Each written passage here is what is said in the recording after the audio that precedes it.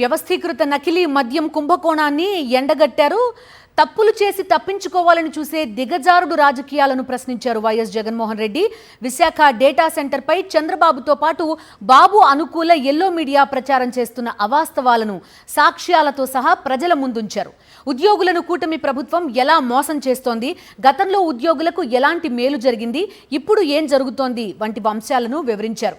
కూటమి పాలనలో రైతులు పడుతున్న ఇబ్బందులను మరోమారు వెలుగులోకి తెచ్చారు వైఎస్ జగన్మోహన్ రెడ్డి. కూటమి పాలన వైఫల్యాలను సాక్ష్యాలతో సహా ప్రజల ముందు ఉంచారు మాజీ ముఖ్యమంత్రి వైఎస్ఆర్సీపీ అధ్యక్షుడు వైఎస్ జగన్మోహన్ రెడ్డి. చంద్రబాబు ముఖ్యమంత్రిగా కూటమి అధికారంలోకి వచ్చిన తరువాత వెలుగులోకి వచ్చిన కుంభకోణాల్లో నకిలీ మద్యం ఒకటి. ఇది ఎలా వ్యవస్థీకృతంగా మారి ప్రజల ప్రాణాలకు ప్రమాదకరంగా మారింది, రాష్ట్రంలో విస్తరించిన మద్యం మాఫియా తీరుతెన్నులను ఎండగట్టారు. నిజంగా ఏ స్థాయిలో జరుగుతా ఉన్నది ఇది అనంటే ఆశ్చర్యం కలిగించే విషయం. ఇది ఇంత ఆర్గనైజ్డ్గా మ్యానుఫ్యాక్చర్ చేయడం, ఆర్గనైజ్డ్గా డిస్ట్రిబ్యూషన్ ఛానల్స్ అన్నీ కూడా ముందుగానే వీళ్ళ కంట్రోల్లోకి తీసుకోవడము, ఆ కంట్రోల్లోకి తీసుకున్న ఆ డిస్ట్రిబ్యూషన్ ఛానళ్ళ ద్వారా దాన్ని మార్కెటింగ్ చేయడం, ఇంత ఆర్గనైజ్డ్గా మెటిక్యులస్గా ఆర్గనైజ్డ్గా క్రైమ్ చేయడం అన్నది ఒక్క చంద్రబాబు నాయుడు గారికి మాత్రమే సొంతం. కోర్స్ ఆయన కొడుకు కూడా ఏమాత్రం తక్కువ తినోడు కాదనుకో, వాళ్ళిద్దరికి మాత్రమే సొంతం. చంద్రబాబు నేరాలు చేస్తాడు, అది బయటపడేసరికి ప్రజలను తప్పుదోవ పట్టించేదానికి ఆయన దొంగల ముఠా ఎల్లో మీడియా సిద్ధమవుతుంది. వాళ్ళే బురద జల్లుతారు ఈ టాపిక్ డైవర్షన్లో భాగంగా. వాళ్ళే కొత్త కొత్త ఆరోపణలను చేస్తారు, వాళ్ళే ఆ ఆరోపణలను నిజం చెయ్యాలి అని చెప్పి తాపత్రయంతో ఒక సిట్టు కూడా వేస్తారు. రాష్ట్రంలో ప్రతి 4-5 బాటిళ్లకు ఒకటి కల్తీ మద్యం బాటిలేనని మాజీ సీఎం వైఎస్ జగన్మోహన్ రెడ్డి స్పష్టం చేశారు. వాటాల్లో తేడా రావడంతోనే ఈ మాఫియా వెలుగులోకి వచ్చిందని, లేకపోతే చడీ చప్పుడు కాకుండా అలాగే కొనసాగేది అని ఆయన అన్నారు.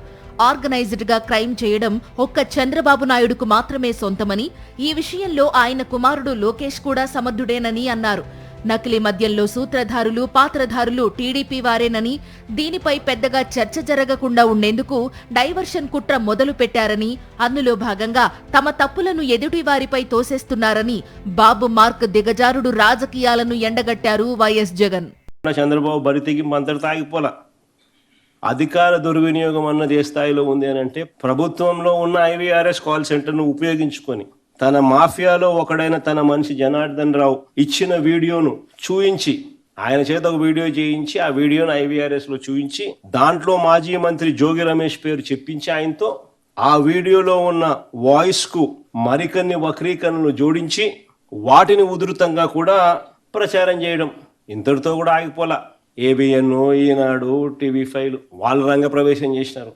జనార్దన్ రావు అనే వ్యక్తి ఫోన్లో చాట్స్ అంట జోగి రమేష్తో అని చెప్పి అవి చూపించడం మొదలుపెట్టారు. చూడండి ఒకసారి, చేసేది వీళ్ళే. డైవర్ట్ చేస్తూ ఇంకొకరి మీద బురద జల్లుతూ ఏ రకంగా కథా స్క్రీన్ ప్లే డైరెక్షన్ ఏ రకంగా జరుగుతూ ఉందో. ఇతరుల కృషిని, కష్టాన్ని తన ఖాతాలో కలిపేసుకోవడం, ఆ మేరకు ప్రచారం చేసుకుని లబ్ధి పొందడంలో చంద్రబాబును మించిన వారు ఎవరూ లేరని అంటారు. దీనికి మరొక అద్భుతమైన ఉదాహరణ గూగుల్ డేటా సెంటర్ ఎపిసోడ్. దీనిపై వారం 10 రోజుల నుంచి చర్చ జరుగుతున్న సంగతి తెలిసింది.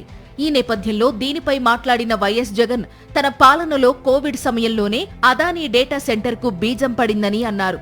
దాని ఫలితంగా 2023 మే 3వ తారీఖున అదానీ డేటా సెంటర్కి శంకుస్థాపన కూడా వేయడం జరిగిందని గతాన్ని గుర్తు చేశారు. అదానీ డేటా సెంటర్ గురించి మాట్లాడితే జగన్ ప్రభుత్వ ఘనత గురించి చెప్పాల్సి వస్తుంది కాబట్టి దాంతో క్రెడిట్ జగన్ కు పోతుందనే భయంతో చంద్రబాబు వ్యవహరిస్తున్న తీరును గట్టిగా ఎండగట్టారు వైఎస్ జగన్. ఇంటర్నేషనల్ టెక్నాలజీ హబ్గా విశాఖపట్నం నగరాన్ని తీర్చిదిద్దే కార్యక్రమంలో భాగంగా 2020లో నవంబర్లో, అంటే కోవిడ్ ఉన్న సమయంలో కూడా అదానీ డేటా సెంటర్కు బీజం పడింది. దాని ఫలితంగా 2023 మే 3వ తారీఖున శంకుస్థాపన, ఫౌండేషన్ స్టోన్ కూడా వేయడం జరిగింది అదానీ డేటా సెంటర్కు. సబ్సీ కేబుల్ సింగపూర్ నుంచి తీసుకొచ్చే కార్యక్రమానికి కూడా అంకురార్పణ కూడా అప్పుడే ప్రారంభమైంది. వైఎస్ఆర్సీపీ ప్రభుత్వం చేసిన కృషి, అదానీ చేసిన కృషి, మరి ముఖ్యంగా అదానీ చేసిన కృషి అని చెప్పాలి, కేంద్ర ప్రభుత్వం చేసిన కృషి, సింగపూర్ గవర్నమెంట్ చేసిన కృషి, వీళ్ళందరి కృషి వల్ల దాని కొనసాగింపులో భాగంగా ఈరోజు గూగుల్ రావడం జరిగింది. వైఎస్ఆర్సిపి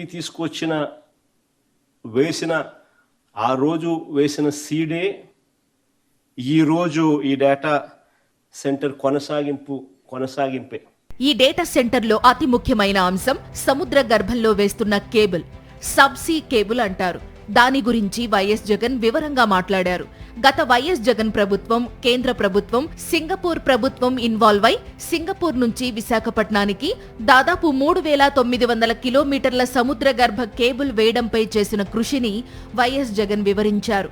తమ పాలనలో వివిధ మౌలిక సదుపాయాల ఏర్పాటు కోసం విస్తృతమైన కృషి జరిగిందని, ఆ కృషిని పక్కన పెట్టి వైజాగ్కు గూగుల్ వచ్చేసినట్టుగా, దానికి తానే కారణమన్నట్టుగా బిల్డప్ ఇచ్చేయడం బాబు దిగజారుడు మనస్తత్వానికి నిదర్శనమని అన్నారు. అసలైన విజన్ అంటే ఏంటో వివరించారు. డేటా సెంటర్ మాత్రమే పెడితే ఉద్యోగాలు తక్కువ వస్తాయి కాబట్టి IT park, skill college, recreation centre, skill centre లాంటివి పెట్టి 25,000 ఉద్యోగాలు వచ్చేలా చూడాలని అప్పట్లో అదానీతో ఒప్పందం చేసుకున్న విషయాన్ని వైఎస్ జగన్ వివరించారు. ఇలా మొత్తం పలు అంశాల్లో కూటమి పాలనలో జరుగుతున్న మోసాలను, వైఫల్యాలను, అక్రమాలను సాక్ష్యాలతో సహా ప్రజల ముందు ఉంచారు. చంద్రబాబు అబద్ధాలు చెప్పినా, అవాస్తవాలు మాట్లాడినా, తప్పుడు ప్రకటనలతో తప్పుదోవ పట్టించడానికి ప్రయత్నిస్తూ ఆహా ఓహో అంటూ పొగిడే అనుకూల ఎల్లో మీడియా బాగోతాలను ఎండగట్టారు.